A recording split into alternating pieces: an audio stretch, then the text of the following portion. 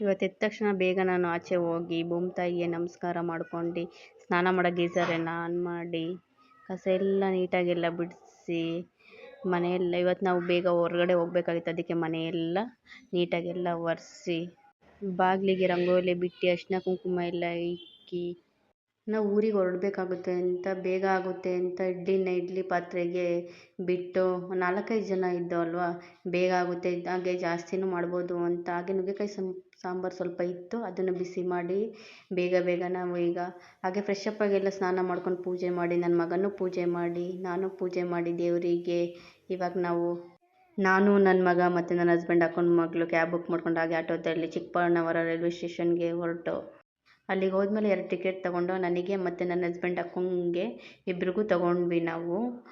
ಹಾಗೆ ಪ್ಲಾಟ್ಫಾರ್ಮ್ 3 ಕಡೆ ಹಾಗೆ ನಾವು 3 ಜನನು ಕೂಡ ಹತ್ಕೊಂಡೆ ಹೊರಟು. ಟ್ರೈನ್ ಬರೋದು ಇನ್ನೂ 15 ಮಿನಿಟ್ಸ್ ಆಗುತ್ತೆ ಅಂತ ಅಲ್ಲಿ ಕೂರಿಸಿದ್ರೆ ಇಬ್ಬರು ಕಿತಾಪತಿ ಮಾಡ್ಕೊಂಡು ಜಾಲಿಯಾಗಿ ಆಟ ಆಡ್ಕೊಂಡು ಒಬ್ರಿಗೊಬ್ರು ನನ್ನ ಮಗ ಸ್ಟೆಪ್ಸ್ ಹಿಂದೆ ಇನ್ನೊಂದು ಸ್ಟೆಪ್ಸ್ ಕೇಳ್ಕೊಂಡು ನನ್ನ ಹಸ್ಬೆಂಡ್ ಅಕ್ಕನೂ ಕೂಡ ನಮ್ಮ ಜೊತೆ ಬಂದು ಜಾಯ್ನ್ ಆಗೋಕ್ಕೆ ಹಾಗೆ ಸ್ಟೆಪ್ಸ್ ಇಳಿದು ಬೇಗ ಅವರು ಕೂಡ ಬಂದರು. ಟ್ರೈನ್ ಕೂಡ ಹಾಗೆ ಬಂತು. ಈಗ ನಾವು 4 ಜನನು ಟ್ರೈನ್ಗೆ ಹತ್ತಕ್ಕೆ ಹೊರಟು. ಅದು ಎಲ್ಲಿಗೆ ಅಂದರೆ ನಮ್ಮ ಶ್ರವಣ ಬೆಳಗೊಳ ಕಡೆಗೆ. ನಾನು ಹೋಗಿ ಕೂತ್ಕೊಂಡು ಟ್ರೈನ್ ಇನ್ನೂ ಹೊರಟೇ ಇಲ್ಲ, ಆಗಲೇ ನನ್ನ ಮಗಂಗೂ ಚುರುಮುರಿ ಬೇಕು, ನನ್ನ ಹಸ್ಬೆಂಡ್ ಅಕ್ಕನ ಮಗಳು ಕೂಡ ನಂಗೆ ಚುರುಮುರಿ ಬೇಕು ಅಂತ ಕೇಳಿದ್ಲು. ಹಾಗೆ ತಿನ್ಕೊಂಡು 4 ಜನನು ಕೂಡ ಎಂಜಾಯ್ ಮಾಡ್ಕೊಂಡು ನನ್ನ ಮಗ ಅದರಲ್ಲಿ ಸ್ಪೂನಲ್ಲಿ ತಿನ್ಕೊಂಡು ಎಂಜಾಯ್ ಮಾಡ್ಕೊಂಡು ಅದು ತುಂಬ ಖಾರನೇ ಇತ್ತು. ದೀಕ್ಷಾ ಮೇಲ್ಗಡೆ ಕೂತ್ಕೊಬಿಟ್ಟಿದ್ಲು, ನಮ್ಗೆ ಬೇಜಾರಾಯ್ತಿತ್ತು ಅಂತ ಲೂಡೋ ಗೇಮ್ ಡೌನ್ಲೋಡ್ ಮಾಡ್ಕೊಂಡು ಎಂಜಾಯ್ ಮಾಡ್ಕೊಂಡು ಲೂಡೋ ಗೇಮ್ ಮಾಡ್ಕೊಂಡು ಟ್ರೈನ್ ಒಳಗೆ ನಾವು ಕೂತ್ಕೊಂಡು ಆರಾಮಾಗಿ.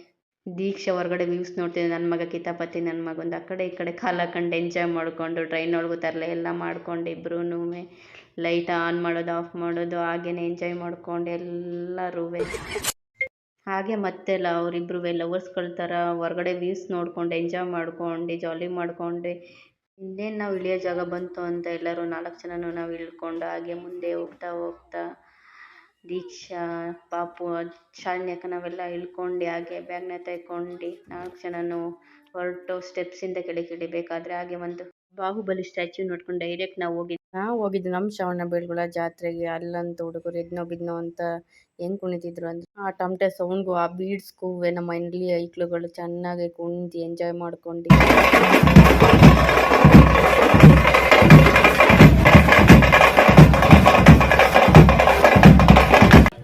ನಾನು ಯಾವ ಜಾತ್ರೆಯಲ್ಲೂ ತೇರ ಎಳ್ದಿದ್ದಿಲ್ಲ. ಫಸ್ಟ್ ಟೈಮ್ ಶ್ರವಣ ಬೆಳಗೊಳ ಜಾತ್ರೆ, ಅದು ನಮ್ಮ ಶ್ರವಣ ಬೆಳಗೊಳ ಜಾತ್ರೆಯಲ್ಲಿ ನಾನು ನಮ್ಮ ಹಸ್ಬೆಂಡ್ ಅಕ್ಕನ ಮಗಳು ಕೂಡ ಇಬ್ಬರು ಹಗ್ಗ ಹಿಡ್ಕೊಂಡು ತೇರನ್ನ ಎಳ್ಕೊಂಡು ಎಂಜಾಯ್ ಮಾಡ್ಕೊಂಡು ತೇರನ್ನ ಎಳಿತಾ ನನ್ನ ತಲೆಗೆ ಏನಪ್ಪ ಅಂದರೆ ಹೊಲ್ದಿದ್ದು ಬಾಳೆ ಅಂದಮೇಲೆ ಈ ಸಲ ಕಪ್ ನಮ್ಮದೇ ಅಂತ ಬರೆದು ಎಲ್ಲರಿಗೂ ಒಳ್ಳೇದಾಗಲಿ ಅಂತ ಬರೆದು ಬಾಳೆಹಣ್ಣು ಮತ್ತು ಜವನ 2 ಒಟ್ಟಿಗೆ ಕೈಲಿ ಇಟ್ಕೊಂಡು ಇನ್ನೇನು ಎಸಿಬೇಕು ಅಂತ ಎಸೆದೇ ಬಿಟ್ಟೆ.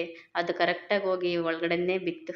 ನಾನು ಎಸೆದೆ ಅಂತ ನನ್ನ ಹಸ್ಬೆಂಡ್ ಅಕ್ಕನ ಮಗಳು ಕೂಡ ಅವಳು ಒಂದು ಬಾಳೆಹಣ್ಣು ತೊಗೊಂಡು ಎಸೆಯೋಕ್ಕೆ ಡ್ರಾಮಾ ಆಡ್ತಿದ್ಲು. ಹಾಗೆ ಅವಳು ಎಸೆದ್ಲು, ಆದರೆ ಅವಳದು ಹೋಗಲಿಲ್ಲ, ಇಲ್ಲ ಹತ್ರದಲ್ಲಿ ಸ್ಟಾಪ್. ಹಾಗೆ ಒಂದು ಜಾತ್ರೆಯಲ್ಲಿ ಫೋಟೋಸ್ ಎಲ್ಲ ತೆಕ್ಕೊಂಡೆ ನನ್ನ ಮಗನೂ, ಅವನು ಕೂಡ ಒಳ್ಳೊಳ್ಳೆ ಪೋಸ್ ಎಲ್ಲ ಕೊಟ್ಕೊಂಡು ಇರೋ ಥರ.